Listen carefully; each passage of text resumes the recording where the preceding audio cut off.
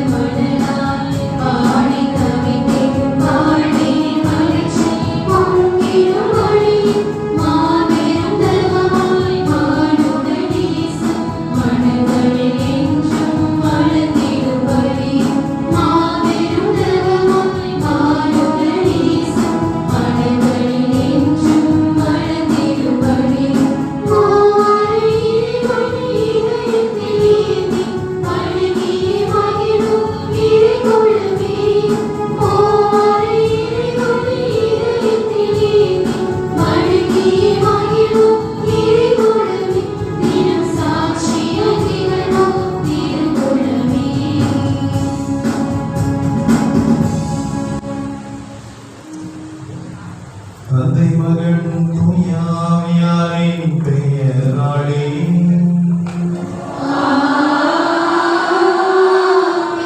நம் ஆண்டவராகிய இயேசு கிறிஸ்துவின் அருளும் கடவுளின் அன்பும் தூய ஆவியாரின் நட்புறவும் உங்கள் அனைவரோடும் இருப்பதாக.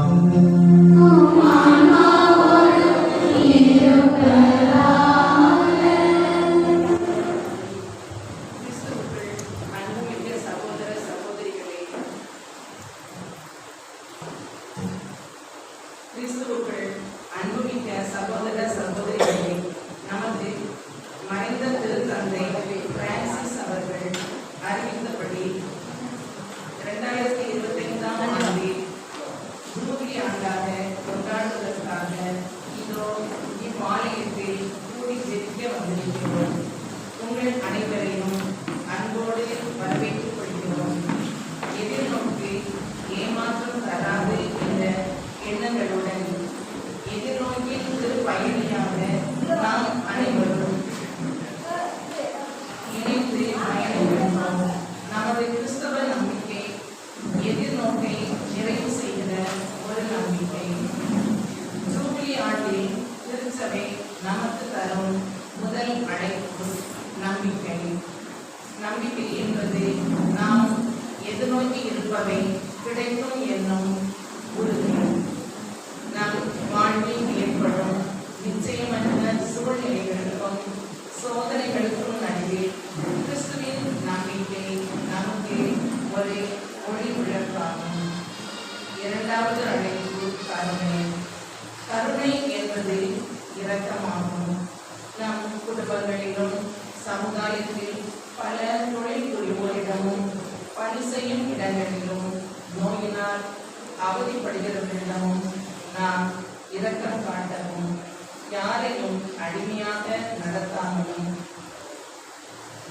மேலும் நிலத்தை பாதுகாக்கவும், இயற்கையை நேசிக்கவும், இயற்கை சூழ்நிலைகளை பேணி பாதுகாக்கவும் நமக்கு அழைப்பு விடுக்கிறது. மூன்றாவதாக, நம்மை மிஷனரி திருச்சபையாக மாற்ற அழைக்கிறது. தூய ஆவியார் இறங்கி உலகில் உள்ள மக்களின் மனங்களில் இறைவனின் கருவிகளாக நாம் வாழ அழைக்கப்படுகின்றோம். ஜூபிலி ஆண்டை கொண்டாடும் நாம் நம்பிக்கையில் வேரூன்றி, கருணையில் மலர்ந்து, மறைபரப்பு பணியில் கிறிஸ்துவின் சாட்சிகளாக வாழ இறை அருளை வேண்டி திருப்பலியில் பங்கேற்போம்.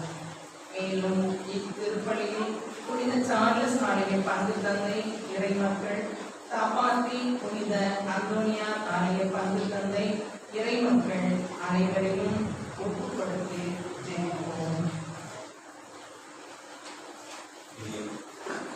இனிவரை இந்த திருப்பலியானது சாமுவேல் ராஜ், பாத்திமா ராணி குடும்பத்திற்கு இறைவன் செய்த அனைத்து நன்மைகளுக்கு நன்றியாகவும், மகளுக்கு நல்ல திருமண வரம் அமைய வேண்டியும், குடும்பத்தில் மதித்த அனைத்து ஆன்மாக்களுடைய இறை பாட்சிக்காரர்களும், சார்லஸ் கோயில் பங்கு மக்கள் அனைவரையும் இறைவன் அந்தோனியார் வழியாக நிறைவாக ஆசீர்வதிக்க வேண்டியும், பாரடார் செல்வி குடும்பத்தை இறைவன் ஆசீர்வதிக்கவும், பிள்ளைகளுக்கு நல்ல வேலை வாய்ப்பு கிடைக்கும்படியாகவும், பேர பிள்ளைகளுக்கு நல்ல படிப்புக்கான ஞானத்தை இறைவன் வழங்கும்படியாகவும், அமல்ராஜ் அவருடைய குடும்ப நலனுக்காகவும், வியூனா செல்வம் குடும்ப நலனுக்காகவும், செல்வத்திற்கு நல்ல உடல் நலன் சுகம் கிடைக்க வேண்டுதல்படியாகவும், ரமேஷ் ஜூலி அவருடைய குடும்ப நலனுக்காகவும், பிள்ளைகளுக்கு வேலை வாய்ப்பு கிடைக்கும்படியாகவும், ஜெரோசின் உதயா அவருடைய குடும்ப சமாதானத்திற்காகவும், குழந்தைகளின் நல்ல உடல் நல சுகத்திற்காகவும், ஞானத்தில் அவர்கள் வளர வேண்டியும், சேகர் பாக்கியம் குடும்ப நலனுக்காகவும், பிள்ளைகளுடைய நல்ல சுகத்திற்காகவும், உடல் நலத்திற்காகவும், சபரியம்மாள் குடும்ப நலனுக்காகவும், மகளுக்கு திருமண வரம் கிடைக்க வேண்டியும், தொழில் முன்னேற்ற வேண்டுதல்படியாகவும், ராஜா சரோஜா அவருடைய குடும்ப நலனுக்காகவும், பிள்ளைகள் பேரு பிள்ளைகளுடைய உடல் நலத்திற்காகவும், ராமின் கிருபா அவருடைய குடும்ப நலனுக்காகவும், பிள்ளைகள் பேரு பிள்ளைகளுடைய உடல் நல சுகத்திற்காகவும், சுசேராஜ் மரிய செல்வி அவருடைய குடும்ப நலனுக்காகவும், உடல் சுகத்திற்காகவும், தொழில் முன்னேற்றத்திற்காகவும், பாஸ்கர் ஜான்சி அவருடைய குடும்ப நலனுக்காகவும், தொழில் முன்னேற்றத்திற்காகவும், நடவடிக்கைக்காகவும், சார்லஸ் மல்லியா இவருடைய குடும்பத்திற்காகவும், அந்தோனியார் வழியாக இறைவன் செய்த அனைத்து நன்மைகளுக்கு நன்றியாகவும், ஒரு குடும்பத்தின் மகளுக்கு நல்ல வேலை வாய்ப்பு கிடைக்கும்படியாகவும், பிரவீன் குமார் மேரி சரோஜா இவருடைய குடும்ப நலனுக்காகவும், தொழில் முன்னேற்றத்திற்காகவும், குடும்ப வேண்டுதல்படியாகவும், சூசை மரியா சுபா இவருடைய குடும்பத்திற்கு இறைவன் செய்த அனைத்து நன்மைகளுக்கு நன்றியாகவும், நினைத்த காரியம் நடைபெற வேண்டியும், சவரிராஜ் இவருடைய குடும்பத்திற்கு நன்றி வழியாகவும், பூரண செல்வம் அஷீலா கேத்ரின் இவருடைய குடும்ப நன்றியாகவும், இன்ஃபெட்டா உடல் சுகத்திற்காகவும், ஜிபிஎஸ் டிராவல்ஸ் மேலும் வளரவும், சங்கீதா குருசாமி குடும்ப நலனுக்காகவும், சபரியம்மானுடைய ஆண்மையை மாற்றிக்காகவும், பயஸ் காந்தி இவருடைய குடும்ப நன்றியாகவும், கிறிஸ்டி பயாஸ் மோகன்ராஜ் கார்த்திக் இவருடைய ஆண்மையை மாற்றிக்காகவும் திருப்பலியானது ஒப்புக்கொள்ளப்படுகிறது. விபத்துகளுடைய இணைந்த ஒவ்வொருவருடைய தனிப்பட்ட தேவைகளுக்காக சிறப்பாக கொண்டாடுவோம். சிறப்பாக பரிபூர்ணமுடன் ஆசீர்வாதத்தை விட வந்திருக்கிறோம். அதோடு இந்த திருத்தலத்திற்கு பலவே முதலாக வந்திருக்கிறீர்கள். ஒரு ஆலயம் அல்லது திருத்தலத்திற்கு செல்லும் போது முதலாக நாம் சென்று வேண்டுகின்ற 3 வேண்டுதல்கள் கிடைக்கும் என்பது பாரம்பரியத்தினுடைய நம்பிக்கை. அதோடு இந்த திருத்தலத்தில் இந்த ஆண்டு பரிபூர்ண பலனும் உங்களுக்கு கிடைக்கிறது. எனவே ஒரு நிமிடம் கண்களை மூடி குடும்பத்தில் உள்ள வேண்டுதல்களில் பெரிய வேண்டுதலாக இருக்கக்கூடியவை குழந்தை பாக்கியமாக இருக்கலாம், திருமண வரனாக இருக்கலாம், வேலைகளாக இருக்கலாம், படிக்கிற பிள்ளைகளுடைய ஞானத்திற்காக இருக்கலாம், அல்லது வேலை கிடைக்கும் இன்னும் சம்பளம் கிடைக்கவில்லை என்ற இயக்கமாக இருக்கலாம், அல்லது குழந்தைகளுடைய உடல் நலத்திற்காக இருக்கலாம், பெரியவர்களுடைய தீர்க்கும் முடியாத நோய்களை தீர்ப்பதற்காக இருக்கலாம், தொழில் முன்னேற்றமாக இருக்கலாம், ஒரு புதிய வீடு கட்டுவதாக இருக்கலாம், அல்லது பல பேர்கள் சண்டையிட்டு இன்னும் மனதில் வருந்தி எப்போது அவர்களோடு பேச முடியும் என்று இயங்குகிறாக இருக்கலாம், கடன் பிரச்சனைகள் தீர்வதற்கும் வட்டியிலிருந்து விடுதலை பெறவும் மற்றும் நம்மை பிடித்திருக்கின்ற தீய சக்தியிலிருந்து விடுதலை பெற பலவிதமான தேவைகளில் நமக்கு என்ன தேவை முதன்மையான தேவையாக இருக்கிறது என்பதை நினைத்து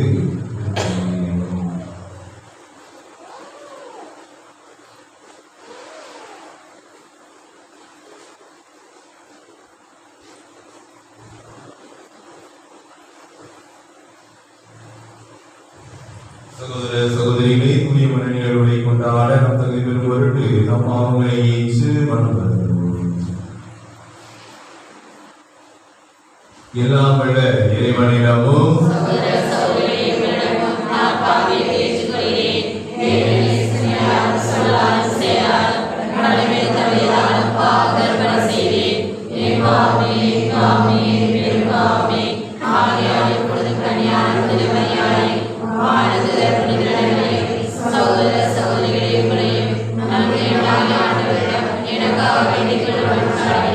எல்லாம் வல்ல இறைவன் மீது இரக்கம் வைத்து பாவங்களை மன்னித்து நம் நிலை வாழ்வுக்கு அழைத்து செல்வாராக.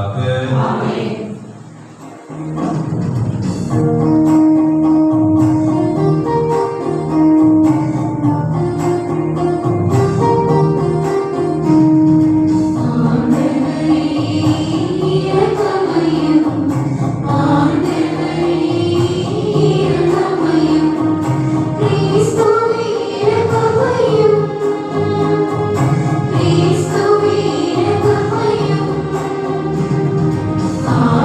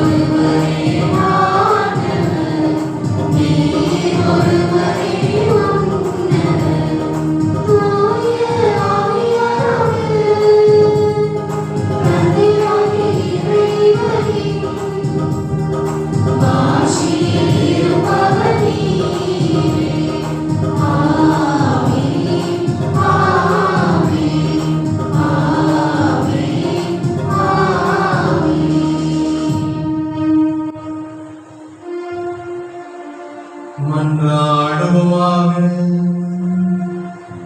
இறைவா, உம்முடைய மேலான திருமகனின் வழியாக மனித இனத்திற்கு மீட்பின் பரிகாரத்தையும் நிலைவாழ்வின் படையும் அளித்தீர். கிறிஸ்துவின் மறுபடிந்த அனைவருக்கும் நீர் கட்டளையிடுவதை நிறைவேற்றும் ஆவலையும் மனவடிவையும் தருவீராக. அதனால் உமது இறையாட்சிக்கு அழைக்க பெற்றுள்ளவர்கள் உறுதியுடனும் எதிர்நோக்குடனும் மகிழ்வுடனும் பிறரன்பில் ஆர்வத்துடனும் திகழ்வார்களாக. உம்மோடு யாரின் ஒன்றில் இறைவனாய் என்றென்றும் வாழும் ஆட்சி செய்கின்ற எங்கள் ஆண்டவரும் உம் திருமகனுமாகிய இயேசு கிறிஸ்து வழியாக உம்மை மன்றாடுகின்றோம்.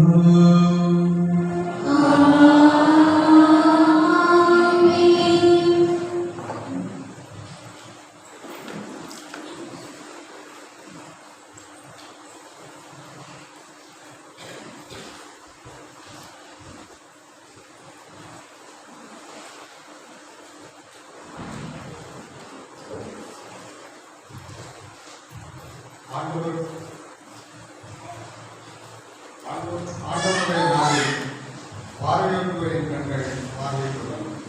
இறைவாக்கினர் இசையாவிலிருந்து வாசகம். அதிகாரம் 29. இறை வார்த்தைகள் 17 முதல் 24 வரை.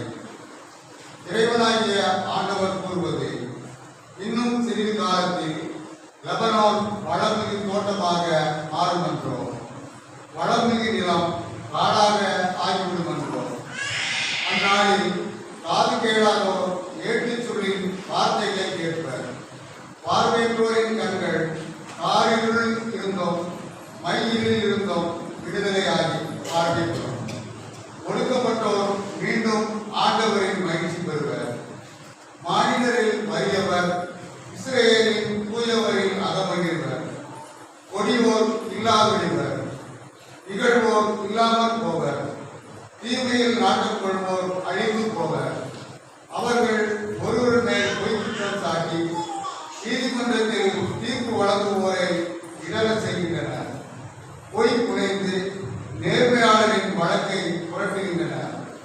ஆதலால் ஆபிரகாமை மீட்ட ஆண்டவர் யாக்கோபு வீட்டாரை பற்றி கூறுவது: இனி யாக்கோபு மானக்கேடு அடைவதில்லை, அவன் முகம் இனி வெளியே போவதும் இல்லை. அவன் பிள்ளைகள் என் பெயரை தூயதென போற்றுவர். நான் செய்யவிருக்கும் என் கைவேலைப்பாடுகளை காணும்போது யாக்கோபின் தூயவரை தூயவராக போற்றுவர். இஸ்ரேலின் கடவுள் முன் அஞ்சி நிற்பர். தவறிழைக்கும் சிந்தை கொண்டோர் உணர்வடைவர். பொறுப்போர் அறிவுரையை ஏற்றுக்கொள்வர். இது ஆண்டவரின் அருள்வாக்கு.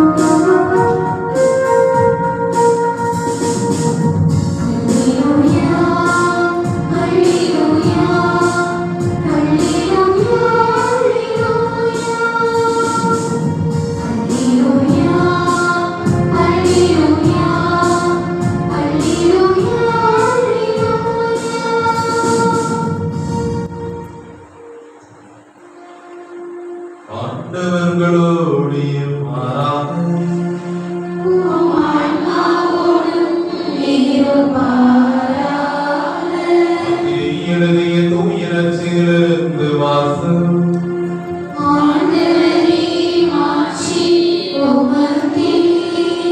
மத்தேயு நற்செய்தி அடங்கு 9 இயேசு சடங்கள் 27 தொடங்கி 31 முடிய.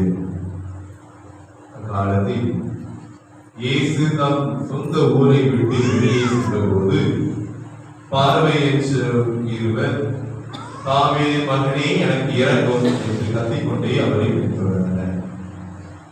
அவர் வீடு வந்து சேர்ந்ததும் அந்த பார்வையற்றோரும் அவரிடம் வந்தனர்.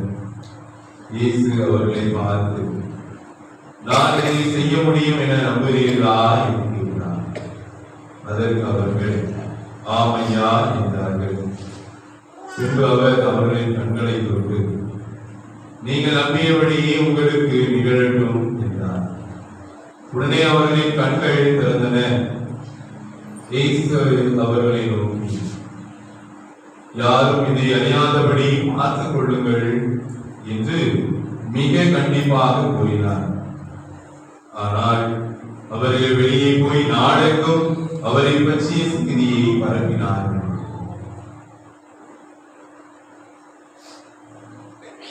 ஆண்டவரின் அருள்வாக்கு.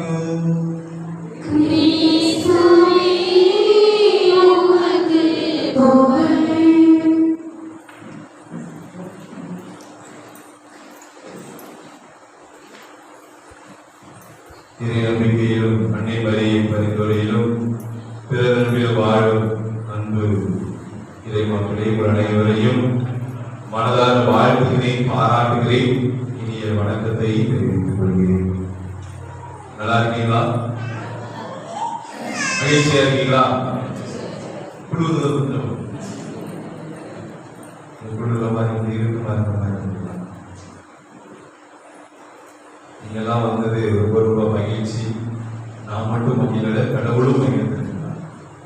அதனாலதான் 5ஆவது நாள் இது 10வது திருப்பலி. ஒரு நாள் கூட மழை பெய்யாது.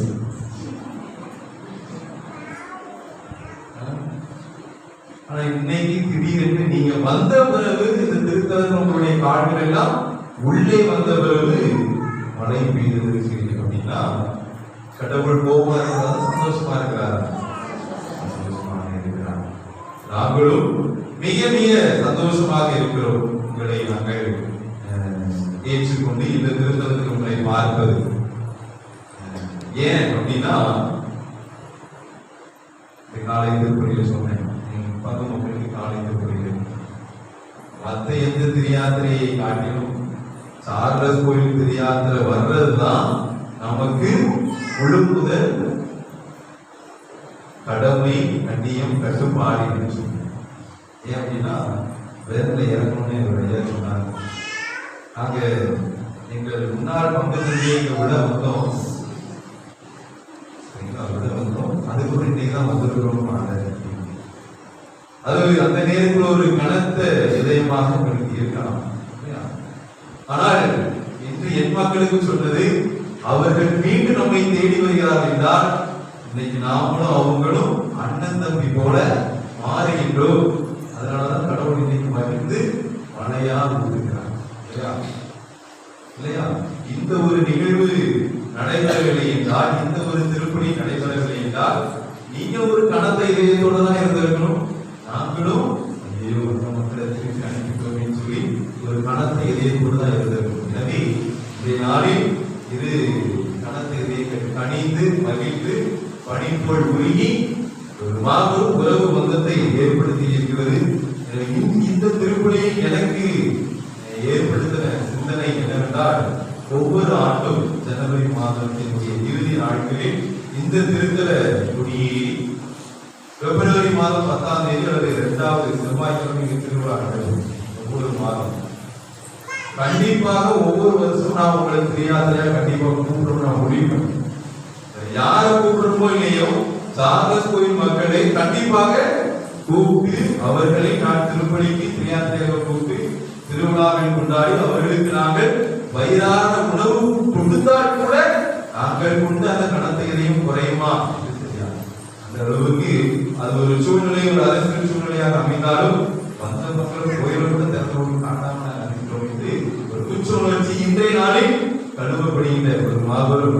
பார்க்கிறேன். எனவே உங்களை மிக மிக மன மகிழ்ச்சியோடு உள்ள பெருக்கோடு நீங்கள் அதை எல்லாவற்றையும் கடந்து இன்றைய வந்திருக்கிறீர்கள். உங்களுடைய பெருமையான மனநிலையை பார்க்கின்ற போது மிக மிக மகிழ்ச்சியாக இருக்கிறது. எனவே ஒருவருக்கொருவர் கரங்களை கட்டி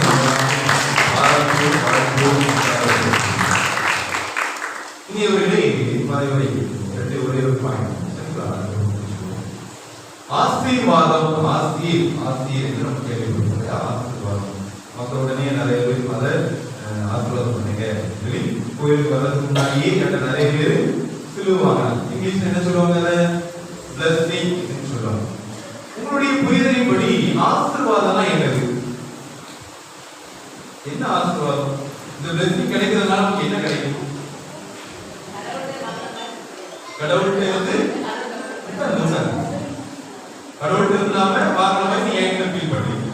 சரி, இது ஒரு பாதத்திலிருந்து வாங்கும்போது கடவுளை நம்முடைய உச்சந்தலையில கைகளை விட்டு ஆசிரியரை இறக்கிறார். எவ்வாறு திருத்தூதர்களுக்கு அவர் ஆசிரியரை இறக்கிறாரோ தூய ஆவியாரை பொழிந்தார், அதே போல நம்ம மீதும் பொழியப்படும் ஒரு உன்னதத்தை உணர்வீங்க. இந்த ஆசீர்வாதத்தை பெற்ற பிறகு உங்க வாழ்க்கை என்ன நடக்குது?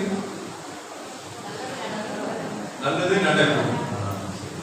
நல்லது அப்படிங்கிறது இப்போ இதுலதான் நாம பிரச்சனையை நாம அதிகமாக உட்படுறோம். அப்படின்னா ஃபாதர் வழக்கமா நிறைய பேர் சொல்லுவாங்க, நான் ஆழ்ந்தவராக கோயிலுக்கு போறேன், நிறைய பேருக்கு உதவுறேன், தினமும் நாட்டு ரோமான சொல்றேன், எல்லாரும் கோயிலையும் கிடக்குறேன், ஃபாதர் சிஸ்டருக்கு நான் அவ்வளவு மரியாதை கொடுக்குறேன், ஆனா என் குடும்பத்துல அவ்வளவு சோதனையாகவும் துன்பமாகவும் அமையுது.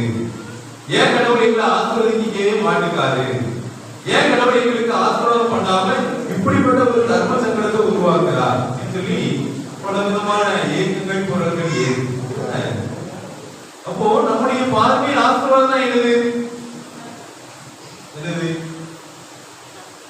பணக்காரனா இருக்கிறது ஆசீர்வாதமா? ஏழையாக இருப்பது ஆசீர்வாதமா?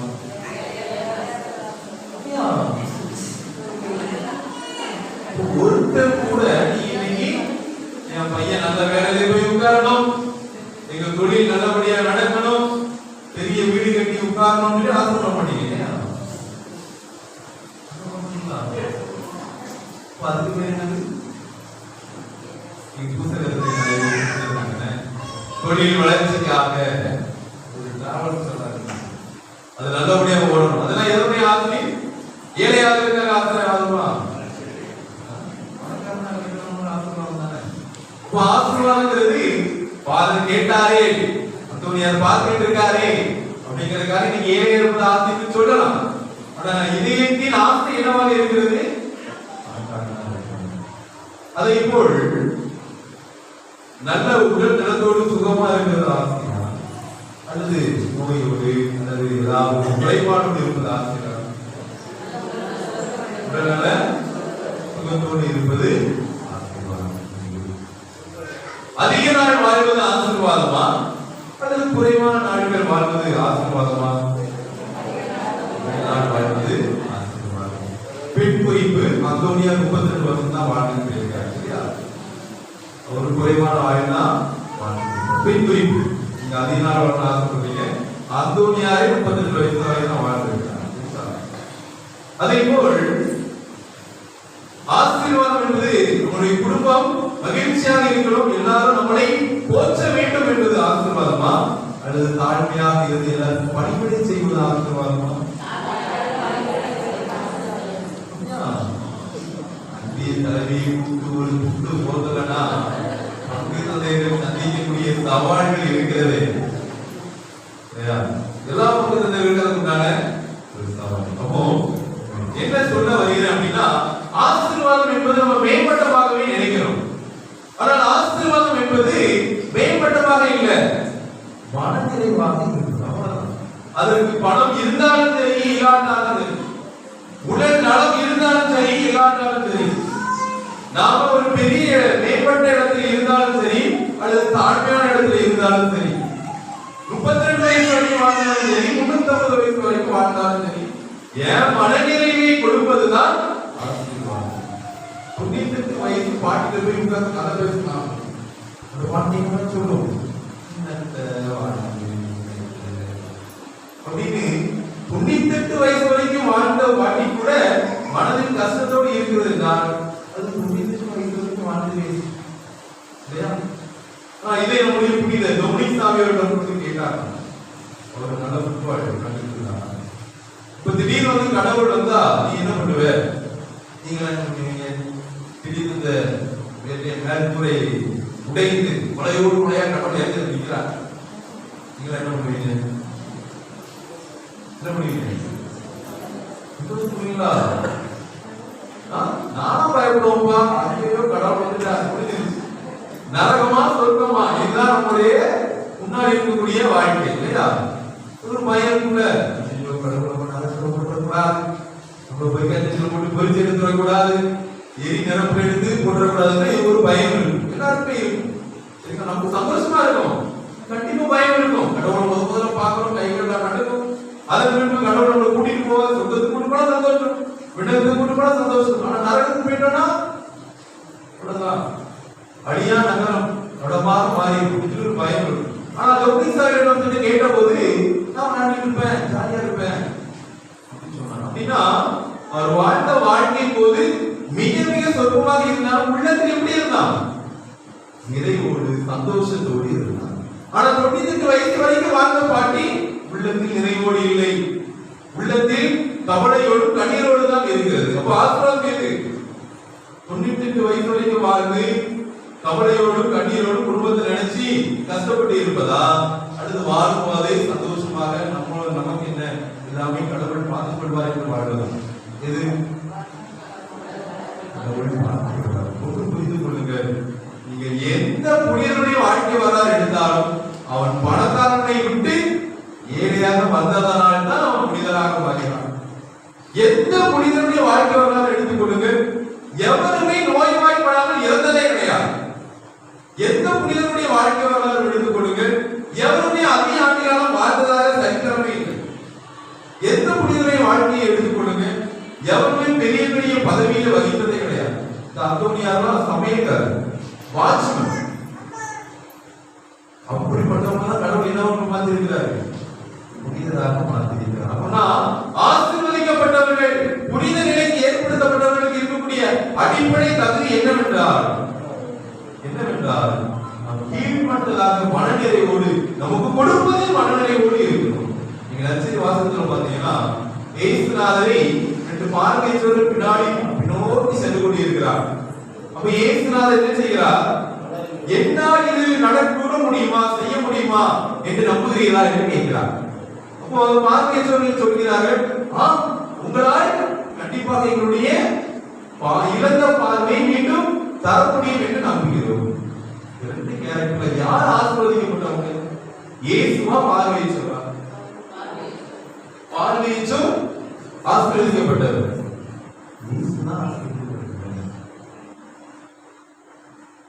ஏன்னா பார்வையற்றோருக்கு என்ன வருகிறது? பார்வை வருது. இயேசுக்கு என்ன போகுது? வல்லமை போகுது. அப்ப அவர்கிட்ட வல்லமை போயிட்டு அப்படின்னா இந்த பார்வையற்றோர் இன்சிடென்ட் அடுத்த இன்சிடென்ட் என்னவா இருக்கும்? யாராவது ஒரு தொழுமையாளர் குணமணி கேட்பார், யாராவது ஒரு முடக்குவாதம் சொல்ல குணமணி கேட்பார். அவர்கிட்ட வல்லமை போயினா அடுத்த குணமாக்க முடியுமா? முடியுமா? வீட்டு ஒரு 10 ரூபா இருக்குப்பா, சரிங்களா?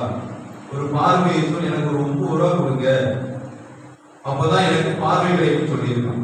நீங்க 9 ரூபா கொடுத்துட்டீங்க, அடுத்த ஒரு முடக்குவாத வருஷம் வாரம் எனக்கு ஒரு 9 ரூபா கொடுங்க, அப்பதான் எனக்கு முடக்குவாதம் போகும் சொல்லி கேட்கிறேன். உங்ககிட்ட எவ்வளவு இருக்கு? எப்படி உங்களால 9 ரூபா கொடுக்க முடியுமா? அதே போல் இயேசுவால் அடுத்த நபரை குணமாக்க முடியுமா? ஏன் முடியும்? அப்படின்னு கிணறுக்கு ஒரு பணம் போய் சொல்லுவாங்க. என்ன பண்ண முடியும்? இறைக்கலாம் ஊருமா.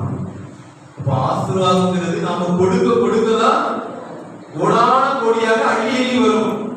பார்வையற்றோர் பெற்றா பார்வை வந்துட்டு அதனாலதான் என்ன செஞ்சிருக்காங்க தெரியுமா?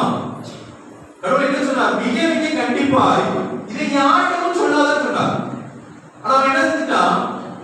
வீடு, குடும்பம், ஊரு, தெருவு, மாவட்டம், மாநிலத்தை தாண்டி நாடெங்கும் சென்று அவரை பற்றிய செய்தி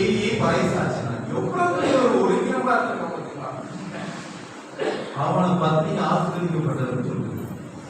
அப்போ பெற்றவன் எல்லாருமே இப்படிதான் இருப்பான். பெற்றோம் அதை கொண்டு தான் ஒரு ஆட்டம். ஆனா கொடுப்பவர் மட்டும்தான் மனநிறைவோடு மீண்டும் மீண்டும் மீண்டும் கொடுக்கக்கூடிய ஒரு ஆற்றலை பெறுவார். ஆக இங்கு ஆசீர்வதிக்கப்பட்டவர் யார்? பார்வையற்றவர் அல்ல, அவர் பார்வையை பெற்றார். ஆசீர்வதிக்கப்பட்டவர் இயேசு. அவர் கொடுக்க கொடுக்க கொடுக்க அவர் எதிர்பாராத அளவுக்கு அவருடைய பெயர் நாடகம் பரவியது. ஆனால் அவர் விரும்பவே இல்லை. யார்கிட்டையும் சொன்னதை சொல்லியிருக்கிறார். ஆனால் அவர் சொன்னதை மீறி ஊரல்ல, மாவட்டம் அல்ல, மாநிலம் அல்ல, நாடகம் பரவக்கூடிய அளவுக்கு அவருக்கு ஆசீர்வாதம். ஆக நம்முடைய வாழ்க்கையை நாளை யோசிப்பாரு.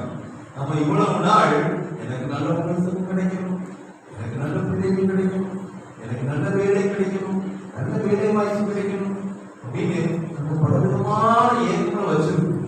தவறு அல்ல. ஆனா அது கிடைக்கலன்னா நம்ம கஷ்டப்படுறோம். பார்த்தீங்களா? கிடைக்கல அப்படின்னா கூடுதலாக இன்னொன்று கிடைக்க போகுது என்பதை நீங்கள் நினைத்துக் கொள்ளுங்கள். இதுதான் இன்றைய நாளில் உங்களுக்கு கொடுக்கக்கூடிய ஆண்டவரை இந்த இறைவார்த்தையின் மூலமாக கொடுக்கக்கூடிய ஒரு நம்பிக்கை. உங்களுக்கு தட்டுது அப்படின்னா அதை கட்டியும் பெட்டரா ஒன்று வருது. இதுதான் என்னுடைய நண்பன். சரிங்களா? நண்பன் இந்த உதாரணத்தை சொல்லலாமா வேண்டாமான்னு தெரியல. என்னோட படித்த ஒரு நண்பன் அவனுக்கு திருமண வயது வரும்போது ஒரு திருமணத்துக்கு ஒரு பொண்ணை அழகா ஒரு அரேஞ்ச் மேரேஜ் மாதிரி ஏற்படுத்தி கொடுத்தாங்க. எங்களெல்லாம் கூப்பிட்டு பேச்சுலர் பார்ட்டிலாம் கொடுத்து மிக அழகா இயற்கை சும சொல்லுவோமா ஒரு விருந்தெல்லாம் வச்சு நிச்சயதார்த்தம் முடிஞ்சு திருமணத்தை எட்டுன்ற சூழல்ல அந்த பெண் என்ன செஞ்சுட்டா? வழக்கமே என்ன பிரச்சனை வரும் உங்களுக்கு புரிஞ்சிருக்கும். நான் என்ன சொல்ல வரேன், அந்த பெண் இன்னொருவரை தன்னுடைய மனதில் கணவனாக ஏற்றுக்கொண்டதன் அடிப்படையில் எனக்கு கல்யாணம் வேண்டாம் அப்பாட்ட ஒரேபடியாக இருந்தா இதை மீறி படி வச்சீங்கன்னா என்ன பண்ணுவாரு? தயிர் இருக்கு, மருந்து இருக்கு, தண்ணி இருக்கு அப்படின்னு பல விதமான சொல்லியாச்சு. அப்போ அந்த பொண்ணோட அப்பா மாப்பிள்ளை என்ன சொல்லியிருப்பாரு? என்ன சொல்லியிருப்பாரு? என் பொண்ணுக்கு பிடிக்கல, மறந்துருங்க. ஒரு வார்த்தையோட அந்த அப்பாவுடைய வாழ்க்கை கடந்து போயிருக்கு. ஆனா இவனுடைய மனசை யோசிங்க, அவனுக்கு நோட்டி கொடுத்துருக்கு. நடுவில் நான் வந்து பாதிக்கப்பட்டு இருக்கேன். எல்லாரையும் கூப்பிட்டு ஊரை கூட்டினா எல்லாரையும் கூட்டு நான் வந்து விருது வச்சுட்டேன், ஸ்டேட்டஸ் வச்சுட்டேன், எல்லாருக்கும் தெரியப்படுத்திட்டேன். இன்னைக்கு எனக்கு எவ்வளவு பெரிய ஒரு அசிங்கத்தை ஏற்படுத்தான்னு சொல்லி ரொம்ப ரொம்ப உபத்திரம் போய் மீண்டும் ஒரு பெண்ணை யதார்த்தமாக பார்த்து அந்த பெண் பிடித்து வெரி ரொம்ப சிம்பிள் மேரேஜா முடிச்சாங்க. இன்னைக்கு அவர்களை போல் நான் உண்மையிலே பார்த்தபடி மிக மிக மகிழ்ச்சியான தம்பதிகள் உலகத்திலேயே இல்லைன்னு சொல்றேன்.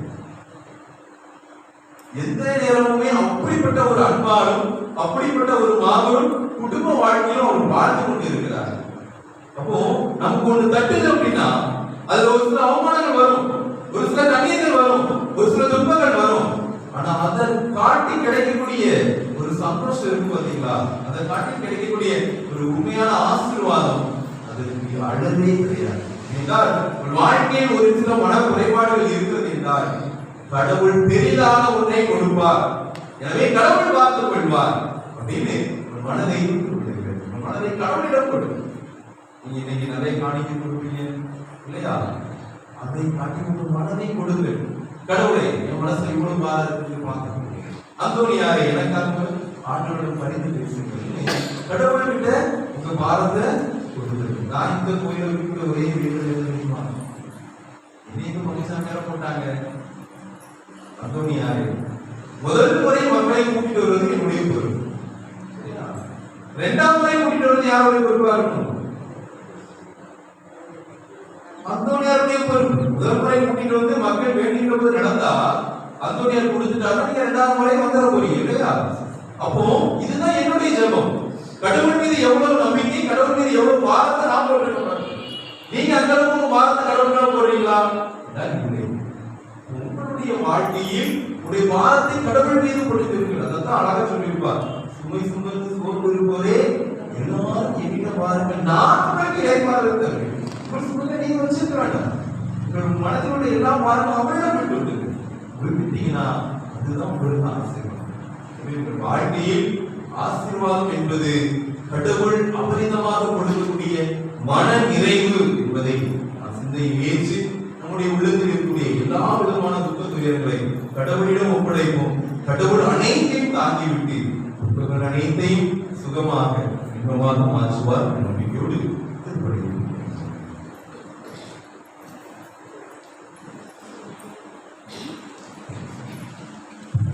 அனைவரும் நம்பிக்கையாளர் கொண்டாட்டக்காக இந்த நினைப்போம்.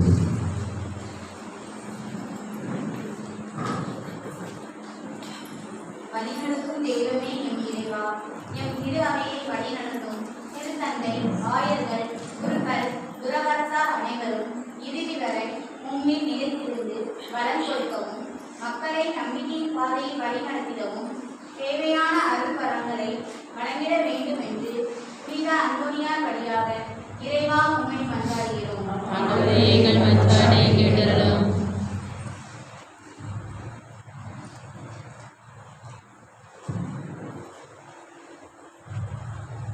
இரக்கத்தின் முற்றாம் என்று இறைவா,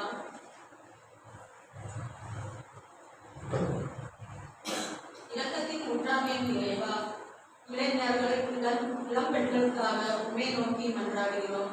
அவர்கள் உமது மனதிலேயே பெற்றவர்களாய் ஒருவர் மற்றவரை அன்பு செய்து திரு அவையின் மனையில் அக்கறை கொண்டவர்களாய் வாழவும், சமூக தொடர்பு ஊடகங்களை அனைவரின் வளர்ச்சிக்காக பயன்படுத்தவும், வேலையில்லா இளைஞர்களுக்காக வேலை கிடைக்கவும், திருமண வரனுக்காக காத்திருப்பவர்களுக்கு தகுந்த துணை கிடைக்கவும் வேண்டும் என்று புனித அந்தோனியா வழியாக இறைவா உம்மை மன்றாடுகிறோம். ஆண்டவரே, எங்கள் மன்றாட்டை கேட்டருளும்.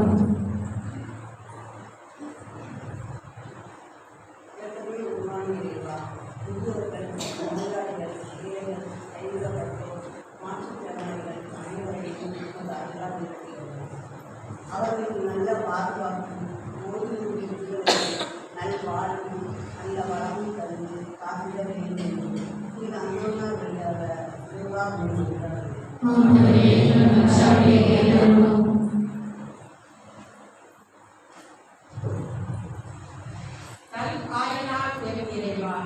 இன்றைய தெய்வீக திருப்பலியை நிறைவேற்றிக் கொண்டிருக்கிறோம்.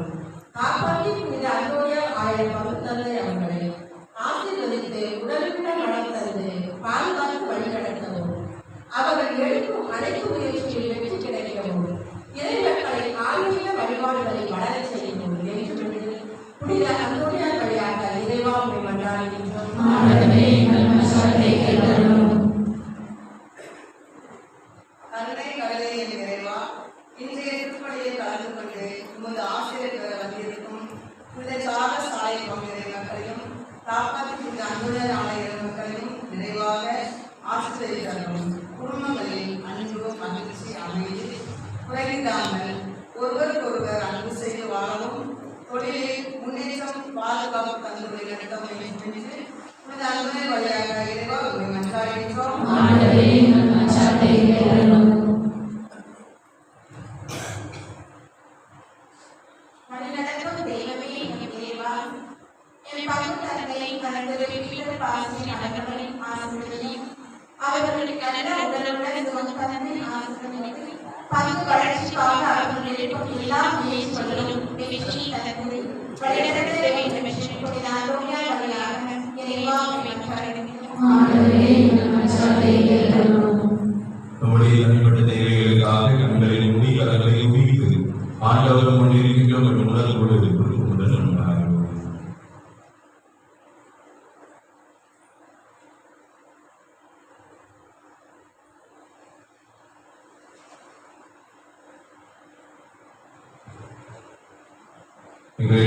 நடந்தவர்களை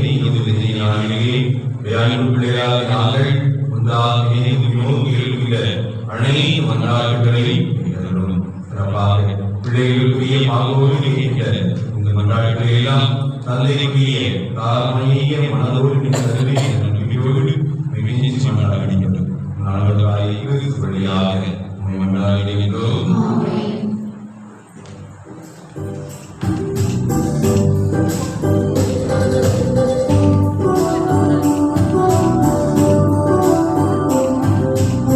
Oh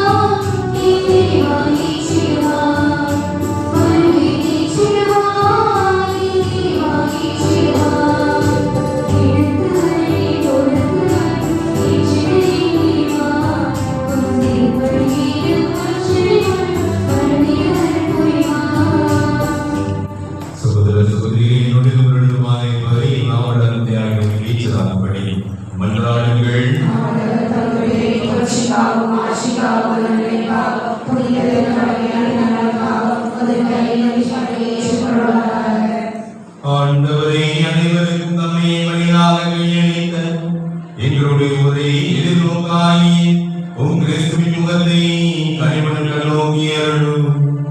அதனால் கதிரவன் தோன்றி மறையும் வரை அவர் வழியாக உமது பெயர் எல்லா நாடுகளிலும் ஒற்றகரவும் எல்லா இடங்களிலும் உமது ஆட்சிக்கு உகந்த ஒரே காணிக்கையாக கொடுக்கப்படவும் செய்வீராக. எங்கள் ஆண்டவராகிய கிறிஸ்து வழியாக உம்மை மன்றாடுகின்றோம்.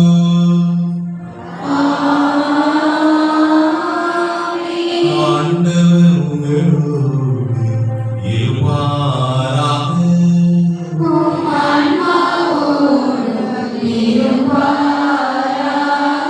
இதயங்களை மேலே எழுப்புங்கள்.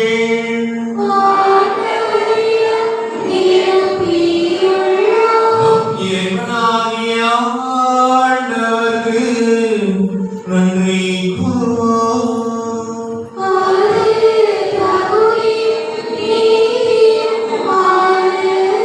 ஆண்டவரே தூயவரானவரே என்றும் உள்ள எல்லாம் உள்ள இறைவா, எங்கள் ஆண்டவராகிய கிறிஸ்து வழியாக எந்நாளும் எவ்விடத்திலும் நாங்கள் உமக்கு நன்றி செலுத்துவது மெய்யாகவே தகுதியும் நீதியும் ஆகும். எங்கள் கடமையும் மீட்புக்குரிய செயலுமாகும். ஏனெனில் முன்கால வாக்குறுதிகள் நிறைவடைந்துள்ளன, நிழல்கள் உழைக்கு வழிவிடுகின்றன, தான் மீண்டும் பிறந்திருப்பதை உலகம் காணுகின்றது. மனிதனும் புதியதாக படைக்கப்பட்டுள்ளது. எல்லா காலத்திற்கும் என ஒரே ஒரு முறை தம்மையே சிலுவையில் கையெழுத்ததால் சிதறை கடந்தும் பிள்ளைகள் அனைவரையும் ஒன்றாக கூட்டி சேர்க்க கடவுள் விரும்பினார். அவர் மாட்சியில் உயர்ந்து பெற்று பழுவுள் தலைமையராய் திகழ்ந்து நிலையான மகிழ்ச்சி எதிர்நோக்கி எங்களை வரச் செய்தார். ஆகவே புனித மாணவர்கள் அனைவரோடும் சேர்ந்து நாங்கள் உம்மை பள்ளி முடிவின்றி பாடுவதாவது.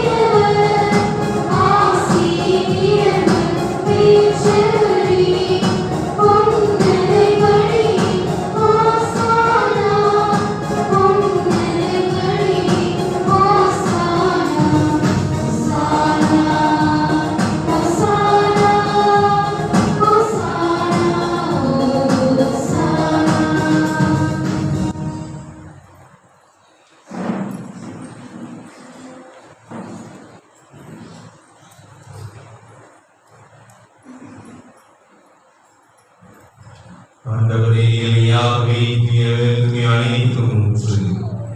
ஆகவே உடைய ஆவியை பொழுதை கணினிகளை தூய்மைப்படுத்த வருகின்றோம். இவ்வாறு ஆண்டவரே இயேசு கிறிஸ்துவின் உடலும் இரத்தமுமாக எங்களுக்கு இவையை மாறுபடுமாக அவர் பாடுபட உடன்படியில் தம்மை கையெழுத்த போது அவற்றை எடுத்து நன்றி செலுத்தி அதை பெற்று நம் சீடர்களுக்கு அளித்து கூறினார்கள், அனைவரும் விரத பெற்று உண்ணுங்கள், ஏனெனில் இது உங்களுக்காக கையளிக்கப்படும் என் உடல்.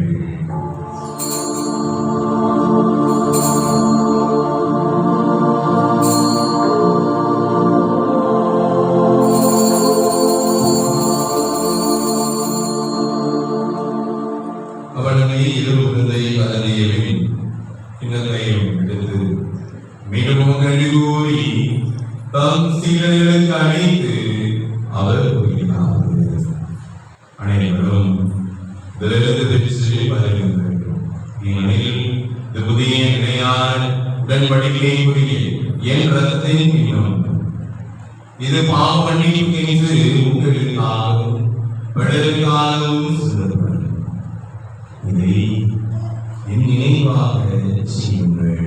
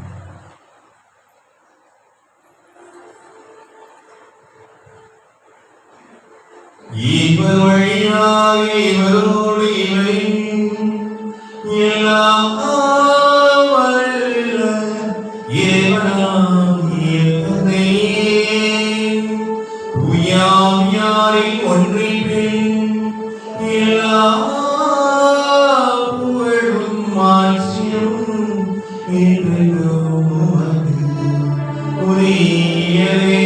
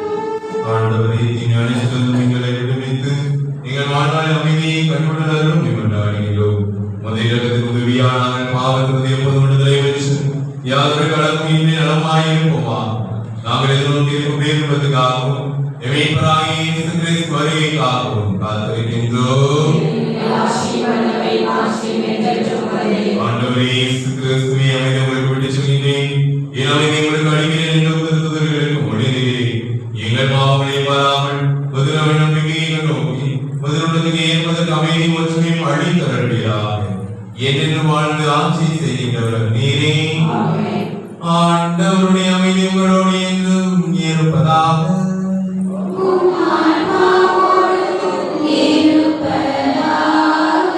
ஒருவருக்கொருவர் மற்றவர்களுக்கு அமைதியுடமான பகிர்ந்து மகிழ்வோம்.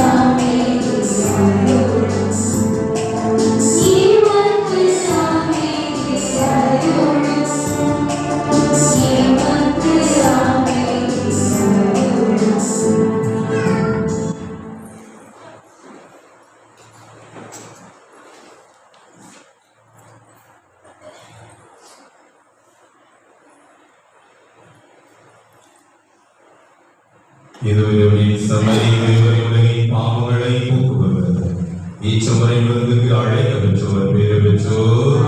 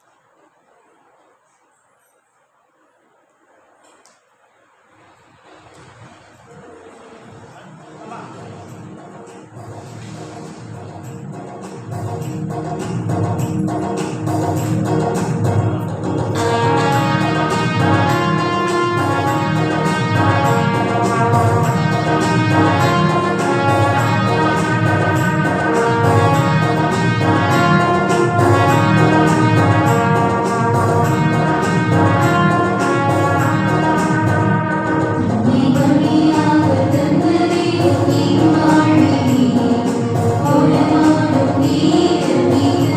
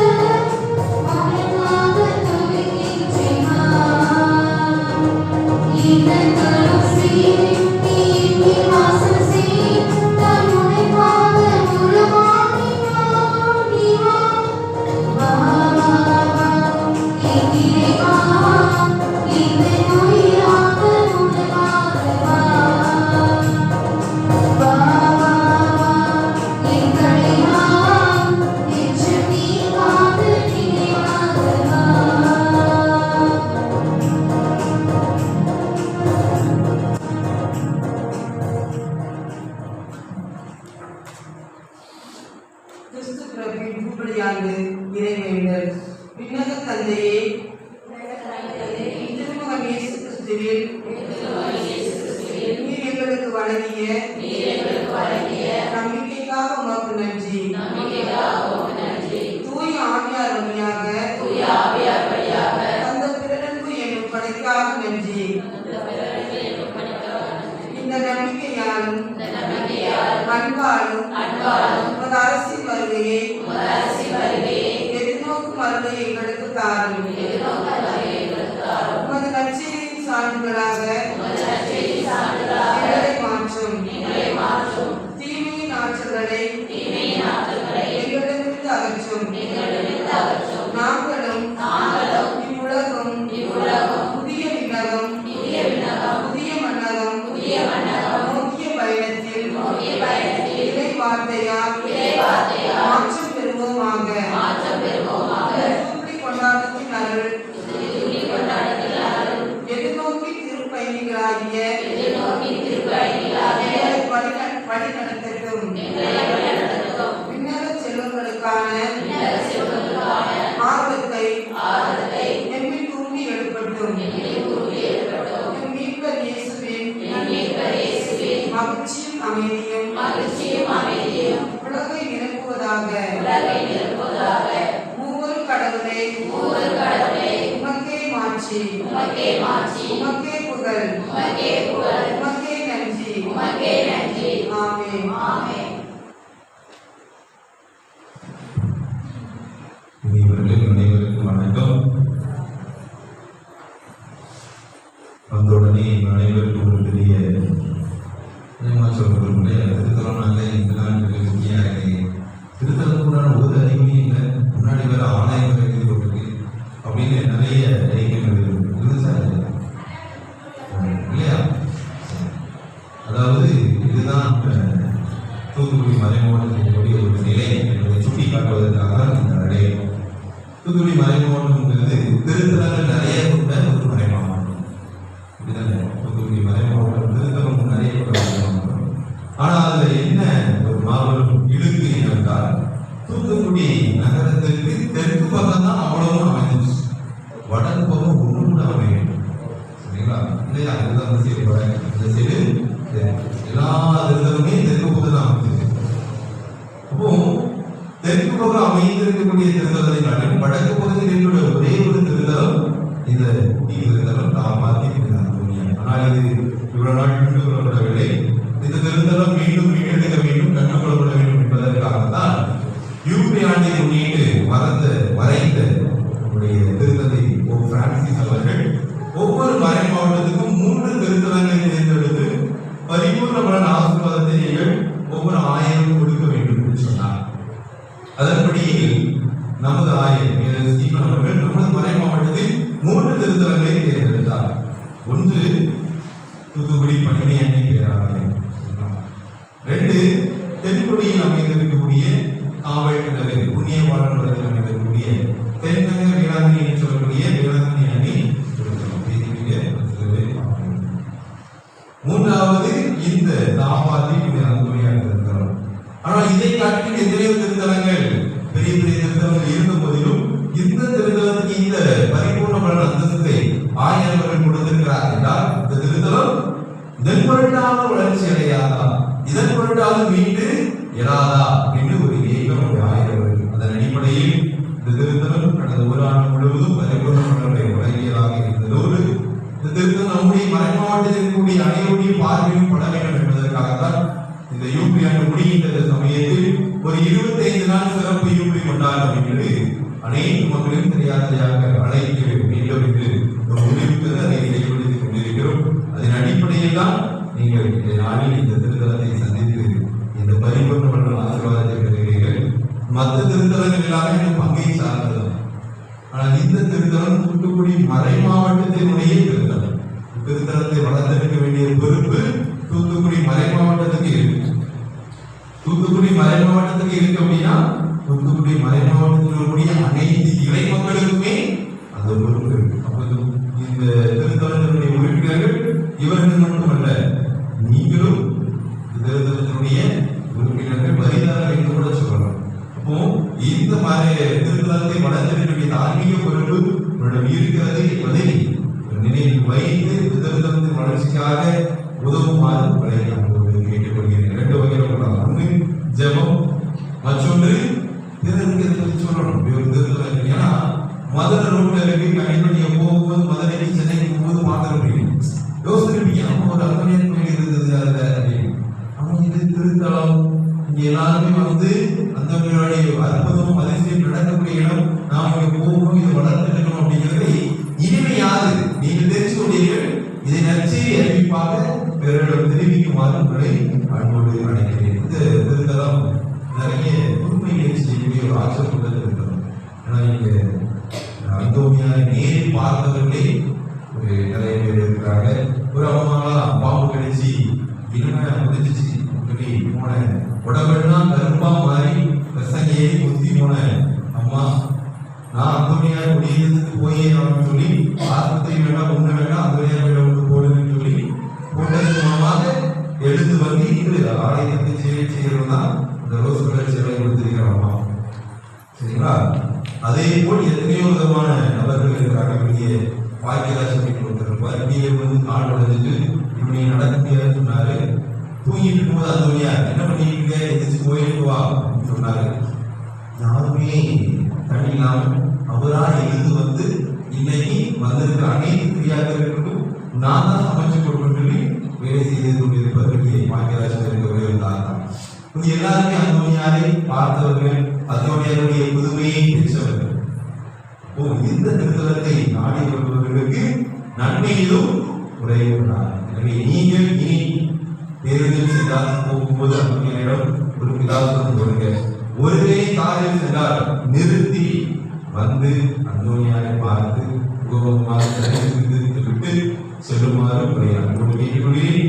திருத்தல நிகழ்வுகளாக ஒவ்வொரு செவ்வாய்க்கிழமையும் மாலை 7 மணிக்கு திருப்பணியும், ஞாயிற்றுக்கிழமையும் மாலை திருப்பணியும் நடைபெறும். ஒவ்வொரு மாதத்தும் ஆங்கில மாதத்திலே கடைசி செவ்வாய் மிக விமர்சையாக கொண்டாடப்படும். ஆராதனை, மலையுறை, திருப்பணி வந்திருக்கிற அனைவருக்கும் அசன விருந்து என்று பலவிதமான நிகழ்வுகள் இந்த கடைசி செவ்வாய்க்கு நடைபெறும். எனவே முடிந்தால் கடைசி செவ்வாய்க்கு வர நீங்கள் வசதி கொடுக்குமாறு கேட்டுக்கொள்கிறேன். திருத்தலத்தில் அமாவாசைக்கு ஒரு சிறப்பு நிகழ்வு என்ன பண்ணுவாங்க அப்படின்னா, அமாவாசை போடுவாங்க, மாயி பரவாணி எதோடு வருவாங்க, நைட்டு தூக்குவாங்க, காலையில் எழுந்திரிச்சு போயிடுவாங்க. அவ்வளோதான். எப்படி சொல்றீங்க? ஆமாம், மாதம் 29 நாள் வீட்டில் ஒரு நாள் அந்தோனியார் சன்னிதானத்திலிருந்து இங்கே வந்து தூங்கிட்டு போவாங்க. அப்போ அவங்க வாழ்க்கையில் இருக்கக்கூடிய பலவிதமான துன்பங்கள், துயரங்கள்லாம் மாறிய ஒரு பலவிதமான சாட்சியை பார்க்க இன்னை வரைக்கும் எம்சோனியார் இருக்கு. இது அமாவாசையை தங்குவதற்காக ஒவ்வொரு நாளும் காலை 5 மணிக்கு பசி நைட்டு தண்ணிக்கு காலையில் கூட வராமா ரெகுலரா எந்த அமாவாசையும் விடாம வராங்க. போன மாதம் இந்த இடத்துல படுத்த 8ஆவது சார்ந்தவராமா சும்மா தூங்கிட்டு போன வந்த அம்மாவுக்கு திடீர்னு உள்ள தீய சக்தி வெளியே வந்து ஒரு 1/2 மணி நேரம் நல்ல பேயாட்டம் ஆடி அதற்கு அந்த பேய்களை நாம் ஓட்டி அதற்கு ரொம்ப புத்தி தெளிவோடு நிம்மதியோடு சென்றார். இன்னைக்கு அமாவாசை. அப்போ வந்தாங்க, தூங்கினாங்க. ஆனா அந்தோனியார் அவர்களுடைய உடலை முழுவதுமாக சுகப்படுத்தினார். என்கிற எல்லா தீய சக்தியும் விரட்டினார். இப்படி பல விதமான நிகழ்வு நடக்கிறது. எனவே இதை அடங்கிய ஒரு கேலண்டர் உங்களுக்கு வெளியே கொடுப்பாங்க. போகும்போது இதை வாங்கிட்டு செல்லுங்க. முடிந்தால் அந்தோனியாருடைய வழிபாடுகள் பங்கெடுங்கள். அந்த திருத்தல வளர்ச்சிக்கு உதவும். நீங்க பார்த்தாலே தெரியும், பரிதாபத்துக்குரிய நிலையில ஒரு திருத்தலம் இருக்கு இல்லையா?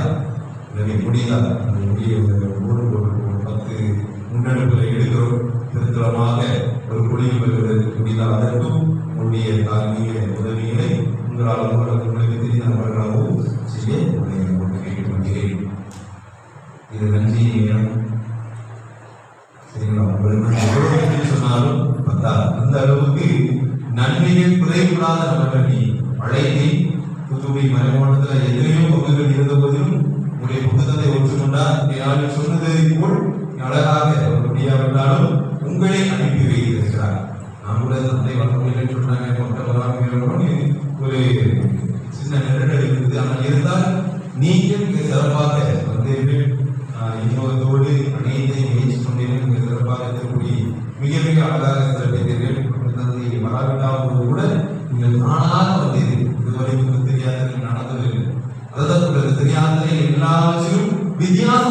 திருப்பயணிகளாக நீங்கள் இருக்கிறீர்கள், பேர் பெற்ற திருப்பயணிகளாக நீங்கள் இருக்கிறீர்கள். எனவே உங்கள் அனைவருக்கும் என்னுடைய நன்றியையும் வாழ்க்கையையும் பாடகத்தோடு ரொம்ப நல்லா இருந்தது. மிகவும் ஆண்டவரோடு இணைக்கக்கூடிய அளவுக்கு ஒரு மிக்க குரலில் நல்ல தாளத்தோடு இருந்தது. அதே போல் பிள்ளைகளுக்கு உதவி செய்ய ஐயாவர்களுக்கு நன்றி. வழிபாட்டை சிறப்பித்த முன்னுரை வாசகர்கள், மன்றாட்டுகளை வாசகர்கள், தன்னார்வமாக வந்திருக்கிற அனைத்து மக்களுக்கும் ஒரு முறை நன்றி. ஆண்டவர் நிறைவாக ஆசீர்வதிப்பாராக. அந்தோனியாரிடம் வந்திருக்கிறீர்கள், அந்தோனியார் உங்களுக்காக தொடர்ந்து என்னிடம் அந்த பிள்ளைகளுக்காக பரிந்துரைப்பாராக. இந்த பரிபூர்ண பலன் உடைய 3வது படி இதோடு முடிந்தது. 4வது படி கடைசி பாடல் முடிந்த பின்பு திருத்தந்தை தலைவர்களுக்காக ஜெபிக்கணும். ஜெபித்த பின்புதான் நமக்கு பரிபூர்ண பலன் கிடைக்கும் அப்படிங்கிறது நம்முடைய நம்பிக்கை. எனவே திருத்தந்தை தலைவர்களுக்காக ஜெபித்து அதன் பின்பு நித்திய சிறுக்கிற பிரதாசனோடு முடிக்குமாறு படி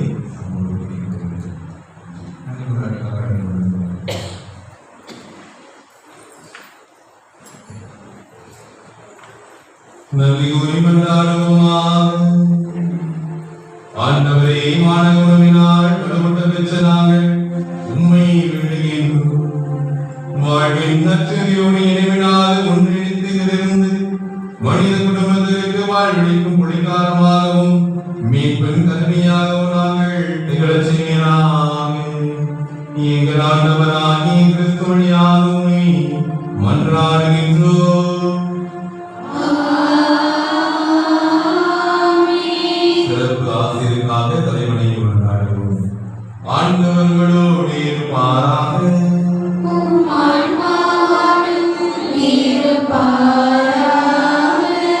ஆண்டவர் ஆசி வழங்கி உங்களை காப்பாராக.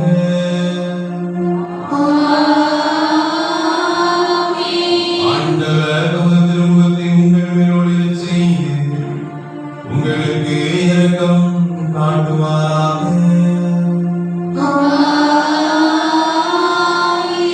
ஆண்டவர் தம் திருமுகத்தை உங்கள் பக்கம் திருப்பி உங்களுக்கு தம் அமைதியை அருள்வாராக. எல்லாம் வல்ல இறைவன் தந்தை, மகன், தூய ஆவி உங்களை ஆசீர்வதிப்பாராக.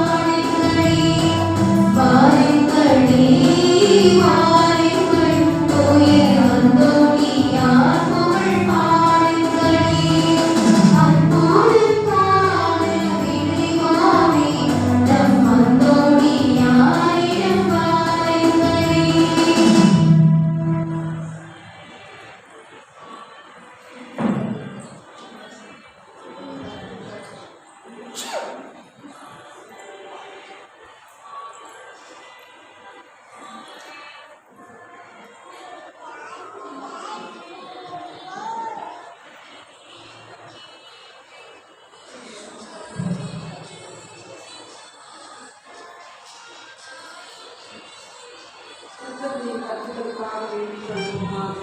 உண்மையில் இருக்கிற எங்கள் தந்தையே, உமது பெயர் தூயதென போற்றப் பெறுக. உமது ஆட்சி வருக. உமது திருவுளம் விண்ணுலகில் நிறைவேறுவது போல மண்ணுலகிலும் நிறைவேறுக.